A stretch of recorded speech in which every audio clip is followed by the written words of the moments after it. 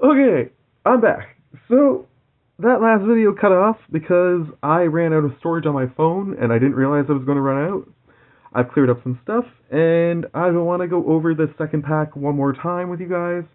I think that's the best way to do it. I've already gone through and sorted the piles and I was arguing my decision to you guys, but I've got to restart from scratch. So, well, not from scratch. Basically, I had I don't know which cards you've already seen from the second pack very well. I tried to look ahead, but I couldn't resort it back out. So I'm just gonna go. Here we go. We got a quick draw katana, which is pretty cool. But I was middling that. I was also middling an ambush wolf, a light shell duo, a ravenous amulet, which I think is a really cool card, but it's very deck specific.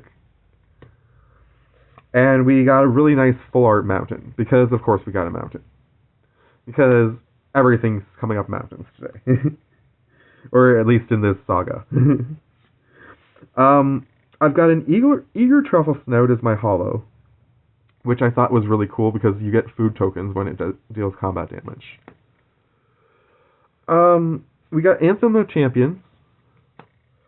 We got another Self-Reflection, which I keep forgetting where I've been putting it, so I'm putting it to the top this time. If I put it in the middle before, apologies.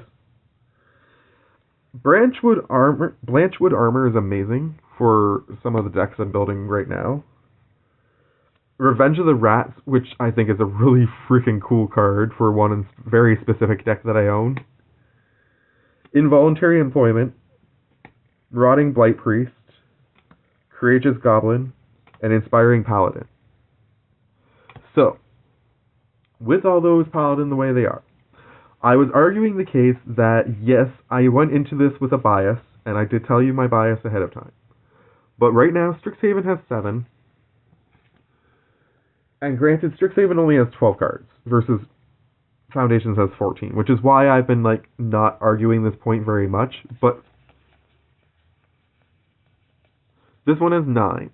So the 2-card difference, you could say, is basically equaling out. I honestly think Foundations has it. And this is the reason why. First off, the Paladin is amazing for a first strike deck that I'm thinking about building. Then I've got the Marauding Bright Priest, which is amazing for my life gain, life loss deck. This is great for my sacrificing deck. That's going to go into my elf deck that I just built.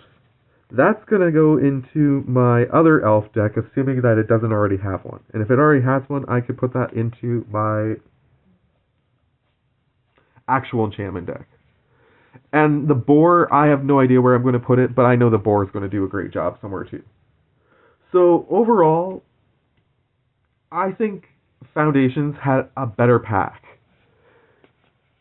Considering that a lot of this is going to go in one very specific new deck that I'm building, but otherwise, I think this one is the most has the most utility. And this one, if you can get into a deck where you can play it multiple times, would be awesome, but that's going to be a lot harder to do than it looks, I think. Especially because I'm not sure whether it would count as the creature or as the spell in the graveyard. Let me know in the comments if you know which one it counts as.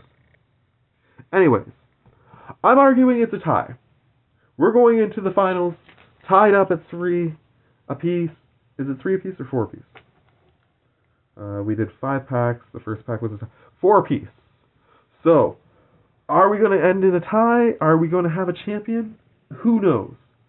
Tune in for the final episode of New Set versus Old Set. Much love to you guys. Take care from me to you, and bye.